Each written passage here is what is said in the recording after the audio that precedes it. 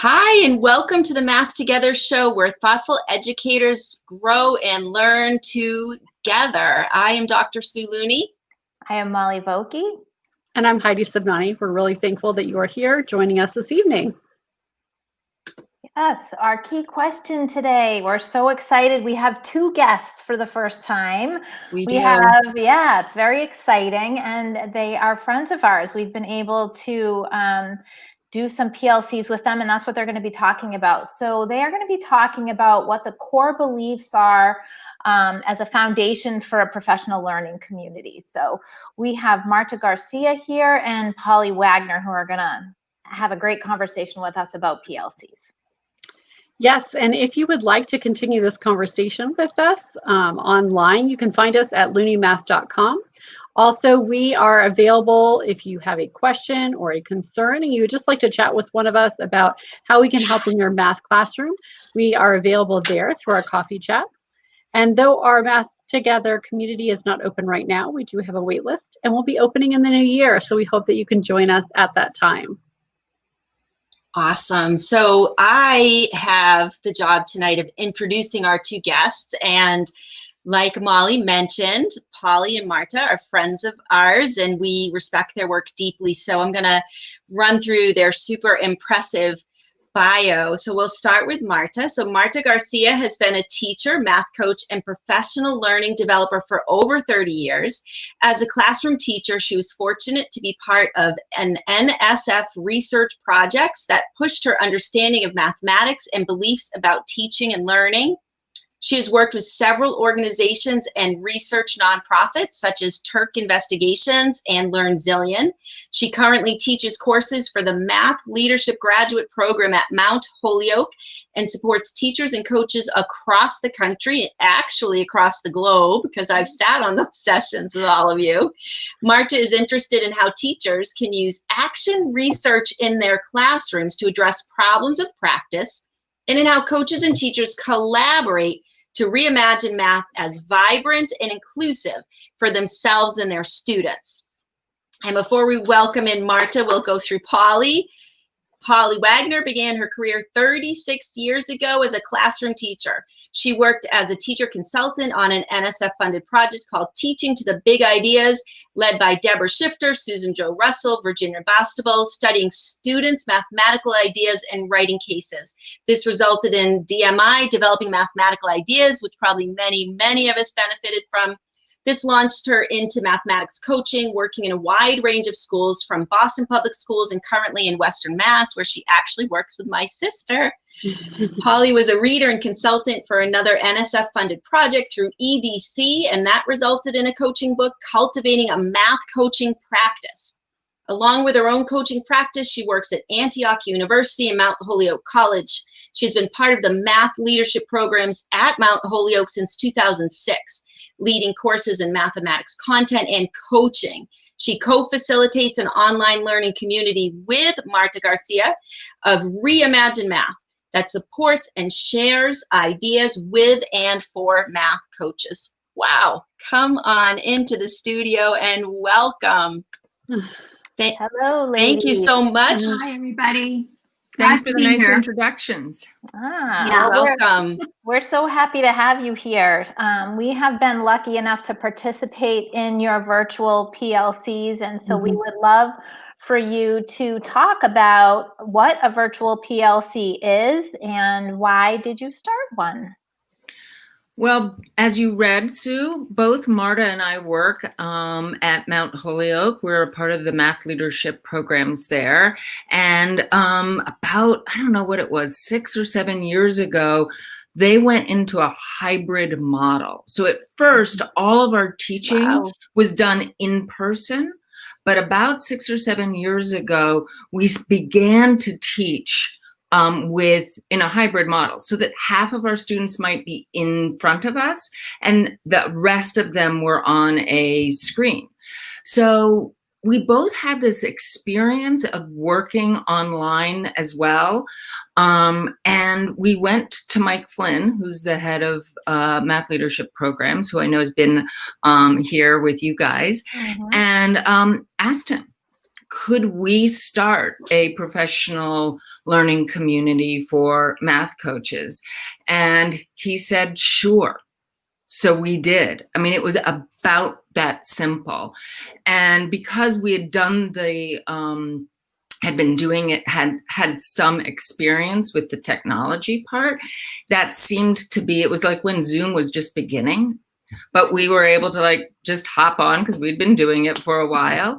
And we started sending out invitations, and it's grown from there. So it's all in a virtual community like this. And I guess the reason why we started it, and then maybe Marta, you can talk about some of our core beliefs that underlie the work that we did, was sort of understanding that math coaches live in this isolated world, that there's likely only one in a building or even one in a district. So together, she and I thought, we want to get together with people and bring people together, and we know we can do it virtually. Amazing. Yeah, that's so interesting that's the reason why it started, because I find that the work that we often do with math coaches is sometimes a mystery, because when you only have one in a building or perhaps even one in a district, there's actually not a totally accepted one definition of what a math coach does. Exactly. And it's interpreted in a lot of different ways. So I have found going to your PLC to be really helpful for me personally, but I can see how it would be helpful for somebody who has that job. And the opportunity to be virtual means that we have coaches from all over the world. We have people come from Spain, Africa, all across the United States, rural, big city coaching areas. But one of the things we realize is that there are some central beliefs and some central problems of practice that coaches encounter no matter where they are. And so offering this virtual PLC for coaches, and we also have teacher leaders come that are not just yet coaching, but are interested in thinking about coaching. It really offers people a place to feel safe, to feel validated about the things they're trying out some rough draft ideas with people who are responsive. So so our work really comes from the core belief that what's good for students is what are good practices for students are good practices for teachers and good practices for coaches. So we don't want we call it a PLC, which is a professional learning community, which usually is the same team, but the people who come vary, but it's really not a place where people come and we talk to them. We work together. I want to add one thing, Marta, to what you were just saying, which is that one of the things that Marta has really stressed is that as a professional learning community, it means that we each come bringing some information, some expertise, some questions to the work, as opposed to thinking there's an expert that we're coming to. So we really try to model that. But we also, one of the ways in which I've always thought about PLCs is it's the same group of people coming together. And when we first started, that was a little hard for me to get used to, this idea that we didn't know who was going to show up. And now that we've been doing it for 4 years, we really have a core of people that we can reliably either, we know they're going to come every month, or like you guys, we don't know whether or not you're coming every month, but we know that we've seen you before and we can connect with you. So I think over time it's becoming more and more PLC-like. Yeah. What an amazing lifeline right now too. I mean, you were completely positioned for this moment in time, and what a comfort to be able to reconnect and see your faces when other people weren't. You just remained a constant for this group. By the way, it's still open. We're going to get to that. So I don't want anyone to get like everybody can still participate. So let's move into those beliefs a little bit more specifically. So what you should all know about working with Polly and Marta is that they are two of the most thoughtful people. And so we spent a good amount of time really thinking deeply about what would be important to share with all of you and what would further your learning. And so they told us about these core beliefs a lot. And we landed on that there were 4 almost like pillars that this stands on. And so here they are for you. And what we're going to do tonight is talk about each one. And whether you choose to join or you already are part of a smaller PLC, these things should resonate with you, I think. So the 4 core beliefs are that it's founded and grounded in support and connection, learning for all, doing math, and access. So we're going to start with that support and connection piece. And so important right now. So many of us are just like, there's no boundary between work and home. And I'm just like, I am just home, you know? And so how do you support and connect people virtually? How have you been able to do that? What are the key components that we can learn from you? Okay, so I'm going to start us off thinking about this. And I love what Sue just said, that while we're talking about the specific framework that Polly and I have been facilitating for coaches, these ideas are ones that we can really keep at the forefront as we plan any kind of professional development or as we think even about what's happening in classrooms. So Reuben Hirsch, in his book, What is Mathematics Really?, talks about mathematics as being a human activity, that it's really grounded in culture and context, and that the only way we can think about mathematics is in this social context. So a big part of our virtual PLC is having a place where people can socialize, and they're socializing about things that are important and on their mind, and sometimes very heavy on their hearts, and things that they want to talk about. So we use Zoom, and so we have breakout groups where people can talk in small groups. We come back, we use shared slides. So we have lots of ways in which people can connect socially. And we were just reading yesterday and today some feedback. And one of the things one person wrote was that they get to be with coaches who are in lots of different places around the country, but that they see that there are some trends and some threads of things that we all need to think about. So, you know, already, Molly, you were talking about how the role of a coach can be so ill-defined. And so one of the things we've noticed is we've had brand new coaches who join our PLC. And by the way, we have 900 registered members, but 900 people don't come every time. Oh, that's so amazing. Wow. Yeah, and so those registered members have access, and we'll talk a little bit more about how you can, even if you don't go on Thursday nights, you have available these resources. But we usually, last year we had anywhere from 25 to 35 people, but like Sue was just mentioning, because of the situation we're in terms of having to rethink how we're teaching, we've been having anywhere from 50 to 60, I think we almost had 65 one night. And yet it still felt like this really nice, small, personal, individual kind of space where people could be themselves and connect. So there's a real sense of urgency right now for coaches, in terms of like, what should I be paying attention to? And so I just wanted to read this one quote that someone wrote in their exit card the other day. This person wrote, "This is the main way I connect with other people who do a similar job as me. I'm the only numeracy coach in my division and surrounding divisions. This PLC allows me to collaborate with and learn from my peers. It's amazing how it doesn't matter the size of our districts, urban, rural, or our geography. Our challenges are similar, and by working together, it has provided me with the support I needed for the work we are trying to achieve here at home. Thank you so much for this opportunity." Wow. So that's really, you know, the kinds of outreach we want. And the last thing I wanted to mention in terms of support and connection is that we have sometimes coaches, like we had a young man, it was his first year of coaching, and he attended the PLC, and then he would email Polly and I, at first almost once a week when he first started coaching, just to have somebody to talk to, because he didn't have any other coaches in his building. And he would say, "This is happening with this teacher. What do you think?" And we ended up mentoring him, and he actually led one of the PLCs with us. So part of our work is to position people to facilitate with us so that they have opportunities to be leaders. Polly, did you want to add anything about that part?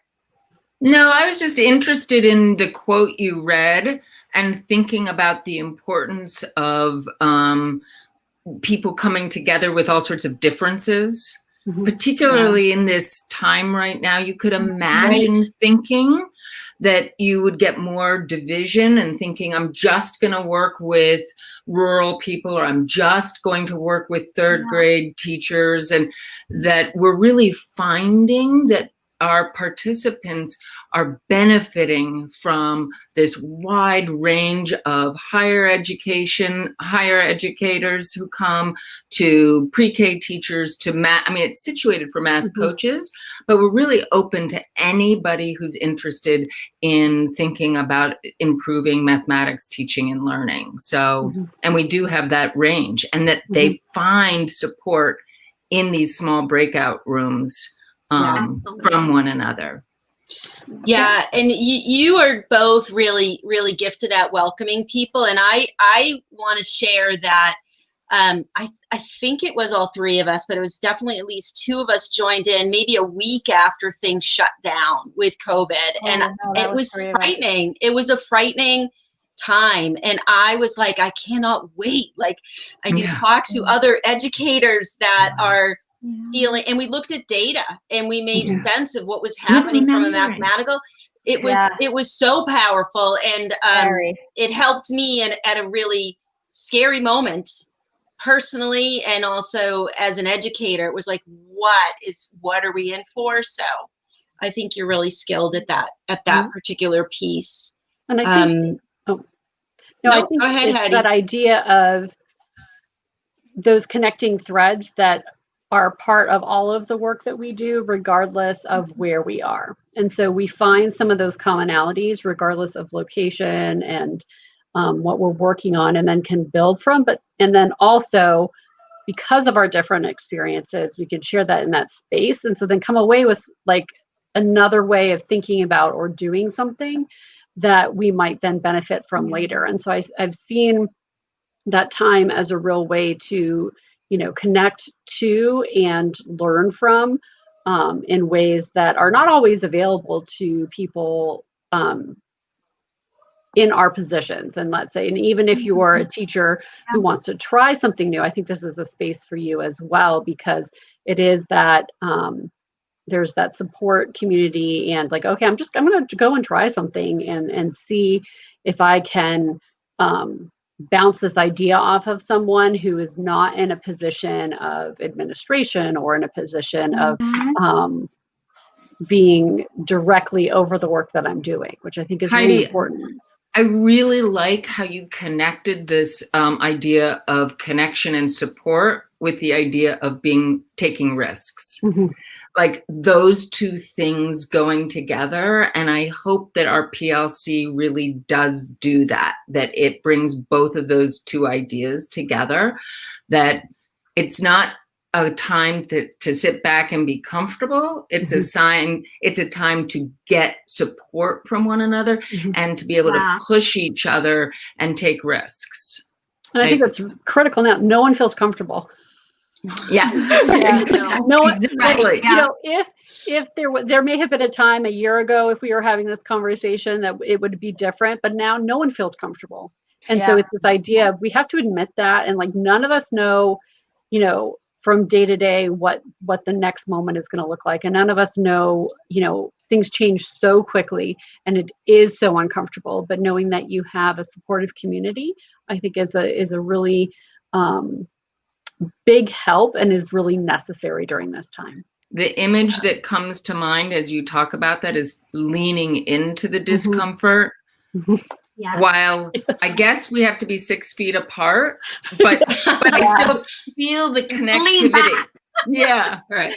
We can lean here this way. I know that's so true. I think that what we've been talking about really goes well with the next core belief, Sue, if you want to put that one up. Absolutely. And Polly, you want to get us started thinking about this other core belief? Yeah, well, I think another thing that Marta and I understand is that schools are places for learning, and that the focus often is, understandably so, on student learning, but that she and I really believe that adults need to be learners too, and that we learn best when we are actually, excuse me, I mean, we teach best when we identify as learners. And so part of the main purpose of our PLC is to provide professional development, professional learning experiences for our colleagues, that in that there is no one person who is an expert, that we each are bringing something really important. And I think that I believe that, and I think Marta does too, that when we're in schools, we too want to make sure that the schools have a sense that everybody is there to learn. That if administrators and teachers and community members understand that good teaching is situated from actually getting in touch with your own learner self, that we will provide better experiences for students with that mindset. You know, it's interesting that you talk about it in that way, Polly, because I feel like if you look at any district's what is it, their mission statement, almost all of them say that we want to make our students become lifelong learners. And we ourselves don't always project that we are learners with our students, that we are the people there to bring them the information, and they are to absorb it and then to be on their way. And I think it's so crucial where we, all three of us, and as do you, provide professional development to teachers, that we cannot do our jobs well if teachers believe that we are there just to teach them and we're not going to learn anything from them. It's not effective professional development. So I think that it's absolutely crucial in any type of learning community with adults that whole idea is accentuated and very obvious. Yeah, and just to add one other thing to that is that there aren't that many experiences for coaches to have learning experiences. Right. We talk about coaches as having somewhat ill-defined jobs when they first start in districts. Oftentimes, district leaders don't know exactly why they're having a math coach. They might have some sense that they want to raise test scores, or they know at some level that it's good to have professional development, and so they hire math coaches. But often the details of it are not clear, because in many ways this role is relatively new. The five of us here, probably when we were in elementary school, there wasn't a math coach. Right. So it's a relatively new experience for the adults and our colleagues that we work with to know how to work with a math coach. So for us to provide an opportunity for coaches to learn with one another, so that we have experiences, as opposed to thinking we are always, when we're in schools, the person who knows how to proceed in some way. Absolutely. And one of the things too, Polly, to build on what you were saying, is that sometimes coaches are chosen at the school level or the district level because they're a really effective teacher. And so they have really strong pedagogy and understanding of how kids learn, but they may not have had any experiences working with adults. And I can't even remember what that word is, andragogy or something, one of those. So moving from pedagogy to andragogy, really understanding how adult learners engage is hard, and that can really be, if you can't envision what professional learning looks like for adults because you haven't had the kinds of rich opportunities that teachers need so that they can envision what can happen in their classroom, it's really can feel like a lonely endeavor. So we hope that our PLC offers that. So I think that gets us to the next Yeah, I was just going to say that, Marta. Yes. So we know firsthand that, having attended your PLC, and Sue actually referenced one of them that we most recently went to, where we were looking at graphs that turned out to be somewhat of a scary result because it was about COVID.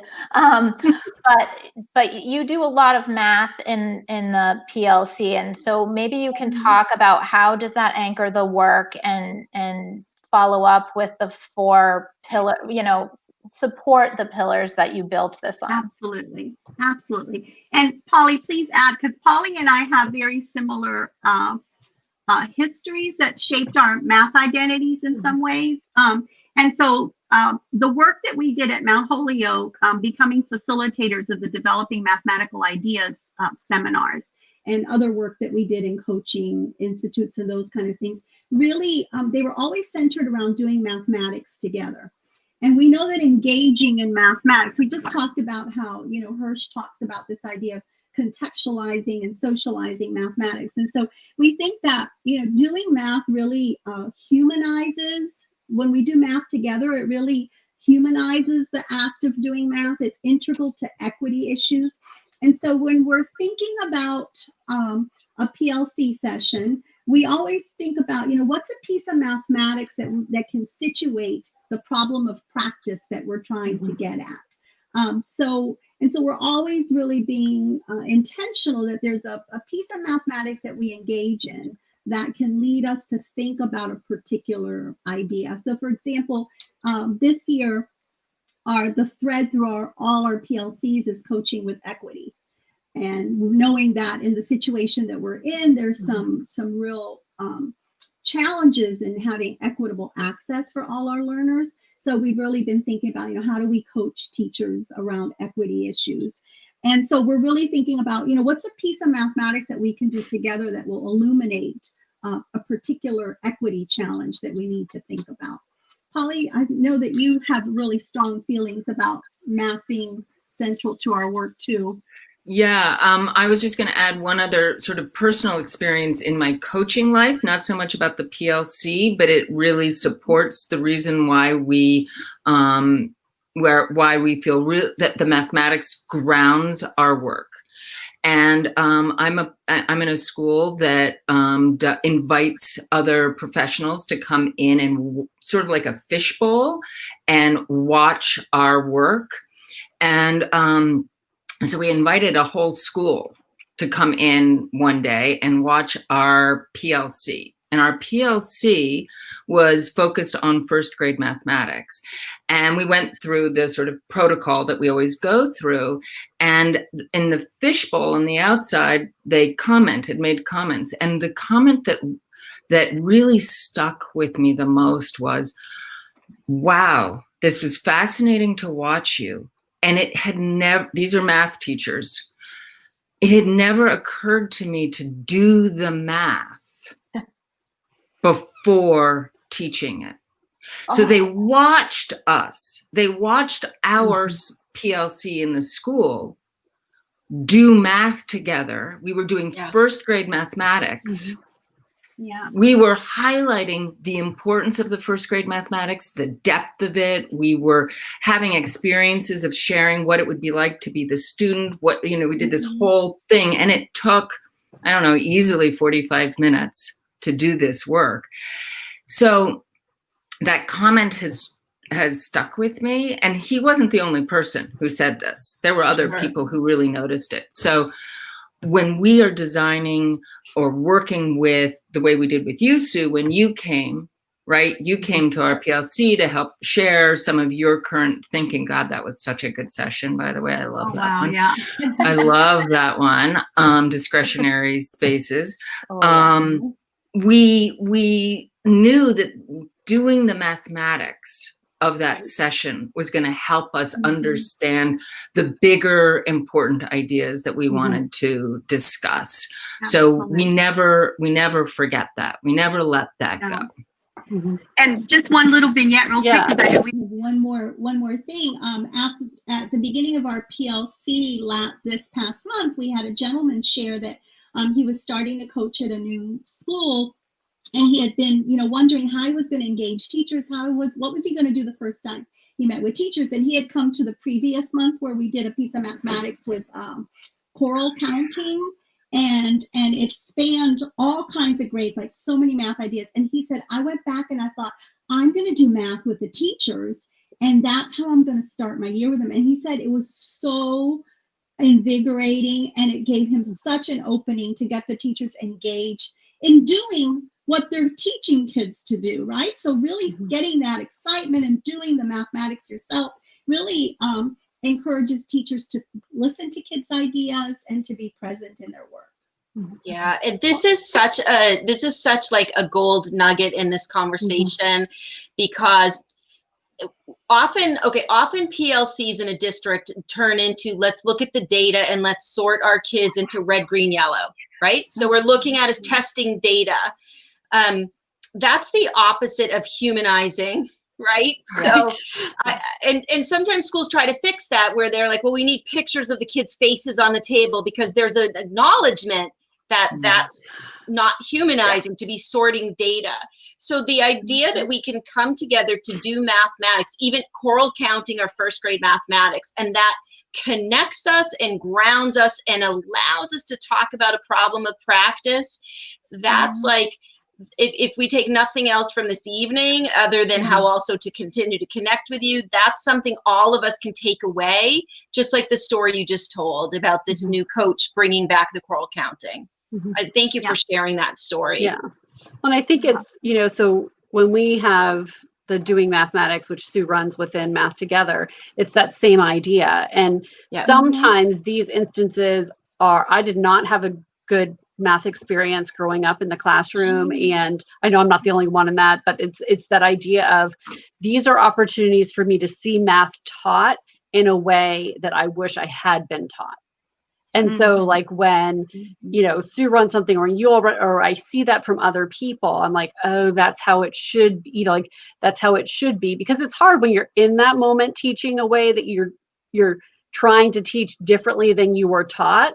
You don't always see that reflected, in other places. And these are really great opportunities to see that and participate as a student in some ways versus the one leading that discussion. Yeah. I want to add another story, Heidi, which I know we're running out of time, but I need to just say, okay, good. Because I want to connect with one of the things that you're saying. So I was a new coach in a school a number of years ago, and I was just beginning my work with them. And of course, the whole school would come together. I mean, school psychologists, speech pathologists, the principal, everybody came in the beginning, and we always did math together. And then I started to notice that there was a teacher who was repeatedly not coming. And one of her friends told me, I don't know if you've noticed, but this teacher isn't coming. And I said, yeah, I have noticed. I have noticed, because 3 months have gone by and she'd prefer to go and have a dentist appointment. And her friend told me, she said she has so much fear around mathematics, but I have gone to her and told her how fun the math is and that she needs to come to it. And so she did start to come, thankfully, because her friend reached out to her and said, this is going to be a safe place for you to do mathematics. And I think this could actually weave this into our fourth pillar, which is accessibility. So one of the things so there was this teacher who avoided the first couple of times. And so what was I going to do about it? And so one of the things I did for her was to say, I can give you the mathematics ahead of time, and I can meet with you ahead of time so that you can come feeling like, I've seen this math, I know I'm capable of it. And anyway, so now what I do is I put out an announcement and say, anybody who wants to know the math ahead of time can let me know in advance. But Marta and I do the same thing for our PLC. So there are a couple of key points sort of structurally. And then Marta, you may want to talk about like of the meaning around it if you feel like it. But some of the structures are that we email people a week in advance. We remind people. Mm-hmm. In those reminder emails, we have our folder of resources. People have somewhere between 5 days and 2 days to make sure that sometimes the mathematics doesn't come until 2 days before, or some other pieces might not come, or some articles may not come until 2 days beforehand, but they have time to be able to look at the stuff before they come, mm-hmm. if they want to. Right. And then we record every session. So before, when we were talking about bringing support and having a community, one of the things I've come to realize is that there are people who just do the recordings. Mm-hmm. For various different reasons, either because they live in Australia and the timing just really isn't working for them. Not so much. Or I remember the woman who came from Australia who said, "I'm finally here." And I forget what time she said it was there, but it was at a very different time. Anyway. Yeah.